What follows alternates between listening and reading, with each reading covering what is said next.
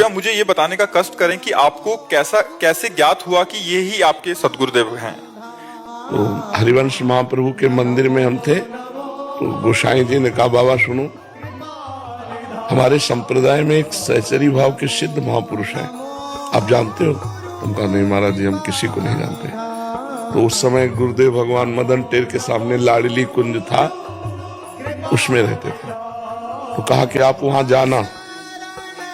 हमारा कोई आकर्षण नहीं हुआ सुन के। कहा जी, हम हर बात भगवान पे छोड़ देते थे कि अगर आपको मिलाना है तो मेरे अंदर प्रेरणा करो। हम ऐसे किसी संत से मिलने नहीं जाते। ये भी अपनी कुटिया आए तो एक ब्रजवासी थे, उनका दंडोत बाबा, बहुत जोर के महात्मा है बाबा, वृंदावन की चरम सीमा के रस में उपासना में डूबे हुए ये मदन टेर के सामने आप कभी मिलो।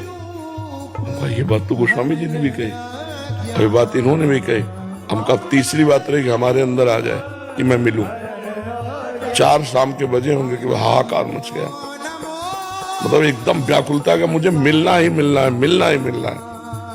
पहुंचे, दरवाजा खटखटाया, आधा घंटा तक खटखटाते रहे, अंदर से बंद था। आधा घंटा बाद पादुका की आवाज आई। देख, पहली सीन में बिक गए। पहले दर्शन में ही महाराज जी के आंसू चल रहे थे, बार बार अचला से पूछ रहे थे। जी देखा गजब। अब देखते ही कि इसने उच्च कोटि प्रेम की अवस्था।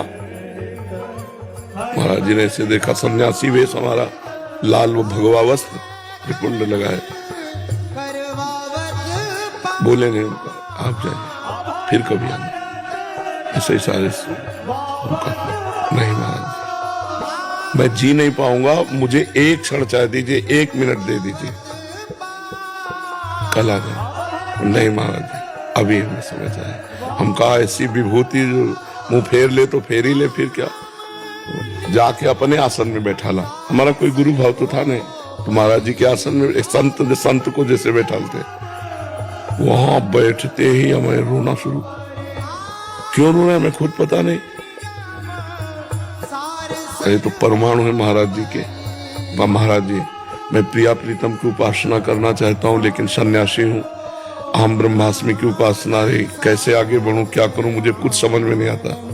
महाराज जी ने ऐसे 3 अंगुली पकड़ी, सब ठीक हो गया, सब ठीक हो गया। बस जिस दिन से पकड़ा उस दिन से निहाल कर दिया, उस दिन से निहाल।